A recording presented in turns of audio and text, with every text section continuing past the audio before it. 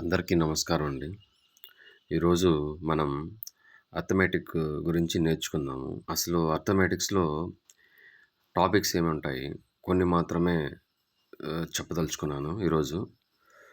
మొదటగా number system, రెండోదొచ్చి సింప్లిఫికేషను అంటే సూక్ష్మీకరణలు, next fractions అంటే భిన్నాలు, దశాంశ భిన్నాలు, నెక్స్ట్ వచ్చి squares and cube roots, next వచ్చి surds, incidents, next problems on numbers, తర్వాత వచ్చి ఎల్సిఎం, హెచ్సిఎం మీకు అందరికీ తెలుసు, కసాగు, గసాబా.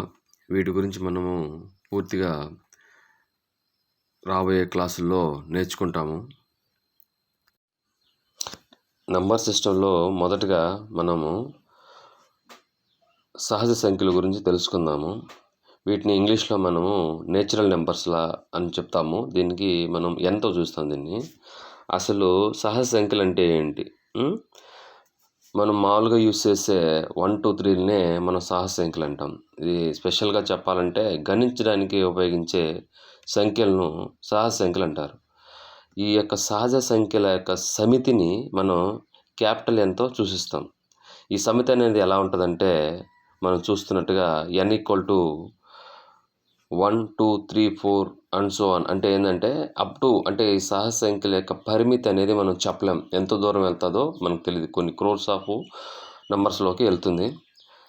ఇక్కడ ఈ నంబర్ సిస్టంలో సహజ సంఖ్యల్లో మనకు ప్రాబ్లమ్స్ దేని మీద వస్తాయంటే n సహజ సంఖ్యల మొత్తం ఫార్ములా ఏంటంటే n సహజ సంఖ్యల మొత్తం n × n+1/2.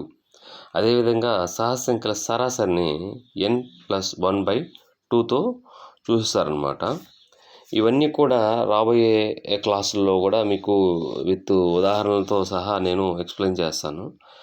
ప్రాబ్లమ్స్ ఎప్పుడు కూడా మనం కష్టంగా తీసుకోకూడదు, అవి చాలా సులభంగా ఉంటాయి. సో ఈ యొక్క సహజ సంఖ్యల మీద మనకు వచ్చే ప్రాబ్లమ్స్ ఈ యొక్క 2 ఫార్ములా మీదే ఆధారపడి ఉంటాయి. ఈ 2 నేర్చుకుంటే చాలా సింపుల్. చిన్న చిన్న ప్రాబ్లమ్స్ అన్నీ కూడా ఈజీగా సాల్వ్ చేయొచ్చు.